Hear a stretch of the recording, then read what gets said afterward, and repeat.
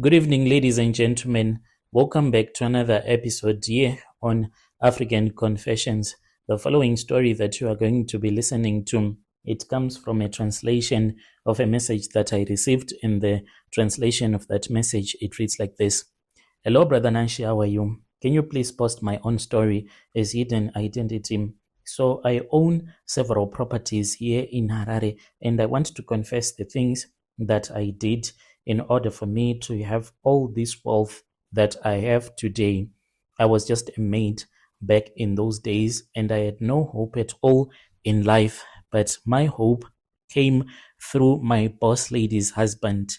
When I started working for my boss lady, I then discovered that he was someone that loved women quite a lot, and my madam boss never even suspected a thing. There were many times that whenever she would go out, then her husband will bring his girlfriends back home. And if it will happen that maybe my madam boss will come back before that woman would have left, my boss, her husband, will then ask me and give me money to keep his girlfriend hidden in my spare bedroom. There was only one day that my madam boss suspected, and then she just came to my room, and I had to hide that woman who had been sleeping with her husband underneath the bed, and she did not even know that there was another woman in her house. So this is how I ended up working for my boss lady, and how I poisoned her to death, bewitched her, and bewitched her kids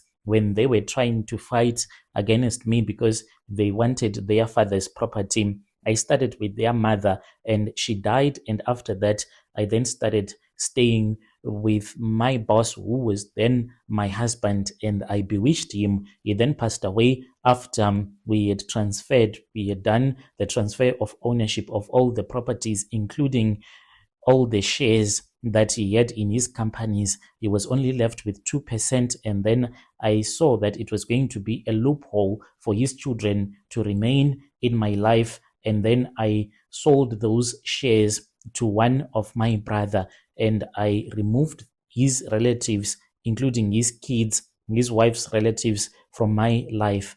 I was born in a village, Brother Nashi. My mother, she died whilst she was giving birth to me. It was an accident that happened, but unfortunately, she passed away.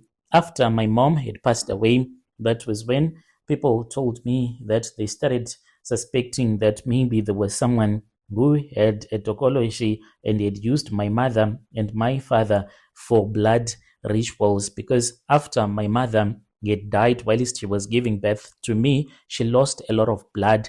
Then after that, my father died 2 months later. My father was someone that was a heavy drinker at that time, according to what people in the family told me. So one day, when he was returning back from this other shabin, that was when he fell down and his head cracked against a grinding stone that we use back in the villages to make peanut butter. So the reason as to why people started suspecting that there was one in the family who was doing rituals and they had a tokology that was demanding blood. What had happened soon after my mother had passed away, there was this other woman who was my father's sister-in-law, and she was married to my father's elder brother. So one day she wanted to use that grinding stone. When she lifted it, then it slipped from her hands and she hurt herself so bad,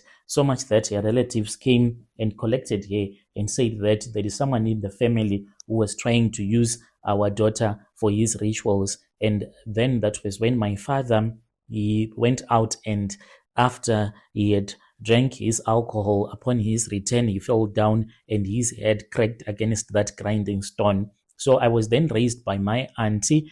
My auntie, she was not a witch as such, but she had the characteristics of a witch. As if she was a witch, she was someone that had bitterness, like real bitterness. She never wanted to see anyone succeeding in life. She was bitter against everyone in this entire world. And she taught me one lesson: if you want to survive in this life, you have to do it you better learn how to bite before someone bites you back. So I took her advice seriously. By the time that I was 19, I started working as a housemaid, working for my boss lady. My boss lady, she was someone who was born into a wealthy family. She mistreated all of her workers. She saw her workers, including me, as if we were slaves. She was someone that was heartless. So they had these other big dogs that they had, and you know what they used to do? She will go and she will buy some food, mealy meal, and she used to go to this other local butchery, and she would speak with the people from that butchery, and they would give her bones, those bones that did not have any meat at all, and she will say to me, this is what you are going to eat, and you cook in the same pot when you are cooking for my dogs. And I was not allowed to use the main toilet. I would only use the garden boy's toilet because he had his own sleeping quarters. I did not know that my madam boss was someone that had a grudge against his gardener, and she thought that the grudge was over. And what she did not know was that a gardener, Give More, still had a grudge with her. And this man that I found working for my boss lady, what had happened was that they came from the same village, and when he was looking for a job, our madam boss's grandparents then spoke with our boss lady. That is how Give More ended up working for this couple. And what they used to do is that whenever Give More would return back to the village where he came from in Chiwota, they would go to his parents' homestead and they'll be like, Give More, what did you bring from the city? And he will say that I have bought my parents some groceries and this and that. And they will say, let us see the receipts. How much did you use? Then they will speak with their granddaughter in the city and they'll be like, how much did you Give More? And they would calculate to see if he did not steal anything from their granddaughter. So there was a big grudge that was there between him and our boss lady. But our boss lady, she did not even know that what she was doing, it was not okay. So as we were talking, me and Give More, he told me about what had happened to his sister. He had this other sister of his, and there was a time when she was working somewhere else, and then that was when they told him to look for a maid, in which he came with this sister. Within a very short period of time, they started mistreating Give More's sister, and they said that he was trying to steal our boss lady's husband. And then that was when they fired him. So me and Give More, we started sleeping with each other. And then he went with me to visit his parents there in Chiwota. And then I found out that Give More, he had his uncle who was a traditional healer. And in my mind, because of the way that this woman had been mistreating me, I was thinking of a way to hurt her back. And when I spoke with Give More's uncle, who was a witch doctor, I saw that this was a perfect opportunity. But he then told me that in order for him to assist me, I was supposed to sleep with him. On that night, when I was at my boyfriend's parents' homestead, I was sleeping in the kitchen. And then when I saw that everyone had gone to bed, that was when I sneaked out of the mud kitchen and I went to the place where we had agreed during the day, me and Give More's uncle, and we slept together in the bushes. And he said, tomorrow you come to my place and I'm going to give you all the charms that you want. I went there and I was given some charms. I was told that the first charms that I was supposed to use, this was going to invite the spirit of confusion in my boss lady's marriage. So I would put the charms into a bucket of water. As I will be mopping in her house, I would be causing the spirit of confusion to come and stay in her house. She started fighting with her husband each and every time. And the more that they fought, the more the charms that I used. And then I started sleeping with her husband. Then that was when I was told to use some charms. So I would put these charms into her food and she passed away. I still remember the night that she passed away. I heard her husband screaming and I rushed to their bedroom and I saw that she had passed away in her sleep. There was foam that was forming at the mouth. And that is what happened. And no one even suspected a thing. Just like I had been told by Give Moss uncle, the witch doctor, he told me that I was supposed to tell the husband, my boss, that I did not want to work there anymore. He said that my boss lady's spirit will return and she will be angry, and I had to remove myself from his life whilst the witch doctor was busy trying to trap a spirit. So I started working in Marlborough, and my boyfriend then, who was my boss, he would come. Sometimes he would stay with me in Marlborough, and I kept on giving him love potions. As for Give More, what I did was that he did not even have an ID. I was the one who sorted out everything for him. He got a license, and I fired a lot of my boss's relatives because I wanted him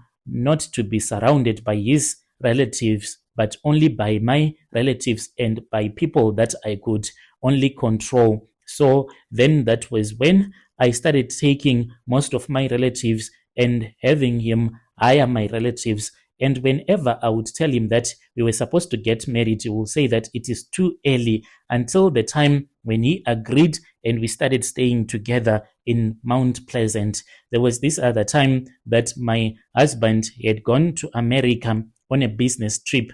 I then called the traditional healer from Chiwota. He gave me a clay pot and he told me to hire some construction workers. So I then hired some construction workers, and after that, that was when they came and they removed all the tiling that was in the bedroom, and they dug a hole into the foundation where I placed that clay pot, and I wrote some things that I wanted to happen to my husband.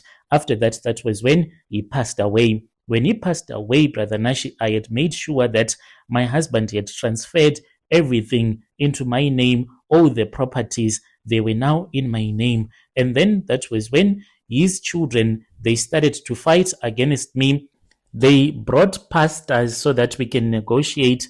They brought lawyers and even tried to involve the police. But I kept on using charms until I managed to remove them all from my life. That is how I managed to get all this wealth that I have. That is my own confession. When you post, please tell me so that I can follow in the comment section. Dear listeners, right there was a message that was sent to me by one of our sister right there, and that was the translation. Strange things indeed, they do happen in this world. If you have any confession that you wish to share with me, please do not hesitate. If you are a maid and you stole your boss lady's husband, or maybe you once had a maid who stole your husband, you can come to my inbox and share with me your own side of the story.